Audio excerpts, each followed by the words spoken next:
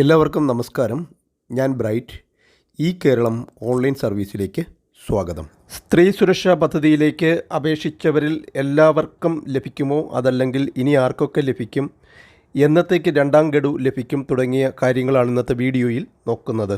കൂടാതെ തുടർന്നും അപേക്ഷിക്കാൻ സാധിക്കുമോ, അങ്ങനെ അപേക്ഷിച്ചാൽ തുക കിട്ടാൻ സാധ്യതയുണ്ടോ തുടങ്ങിയ കാര്യങ്ങളും വീഡിയോയിൽ പരിശോധിക്കുന്നുണ്ട്.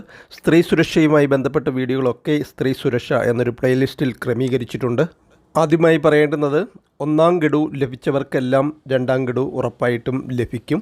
അവർക്ക് 60 വയസ്സുവരെ ലഭിക്കുകയും ചെയ്യും. 60ാമത്തെ വയസ്സിൽ ഓട്ടോമാറ്റിക്കായിട്ട് പെൻഷൻ കട്ടാവുകയും പിന്നീട് അവർക്ക് സേവന പെൻഷൻ അപേക്ഷിക്കുകയും ചെയ്യാവുന്നതാണ്.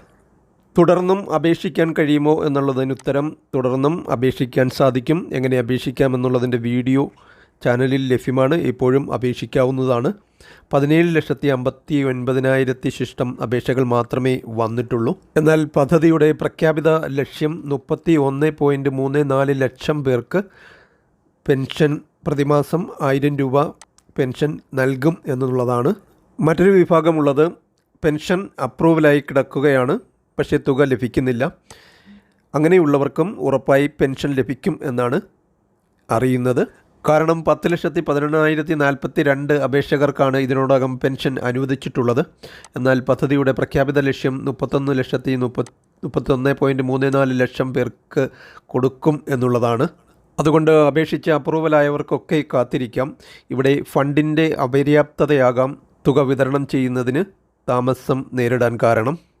അപേക്ഷിച്ചവർ BPL ആണോ, 35-നും 60 വയസ്സിനും ഇടയിലാണോ പ്രായം തുടങ്ങിയ കാര്യങ്ങളെ ചെക്ക് ചെയ്യുന്നുള്ളൂ.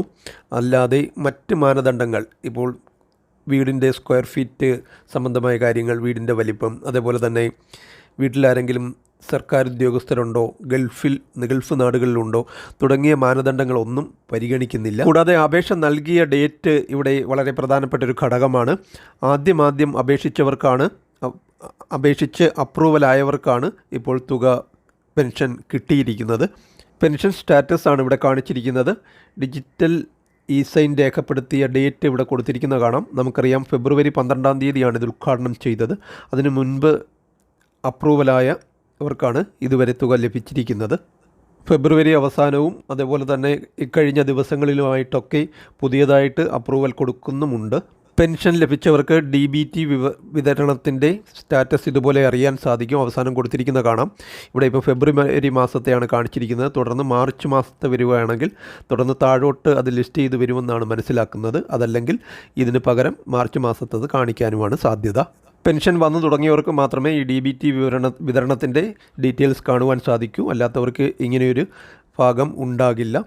ഇതെങ്ങനെ സ്റ്റാറ്റസ് നോക്കാം എന്നതിൻ്റെ മൊബൈൽ ഉപയോഗിച്ചും സിസ്റ്റം ഉപയോഗിച്ചും എങ്ങനെ നോക്കാം എന്നതിൻ്റെ വീഡിയോകൾ ചാനലിൽ ലഭ്യമാണ്.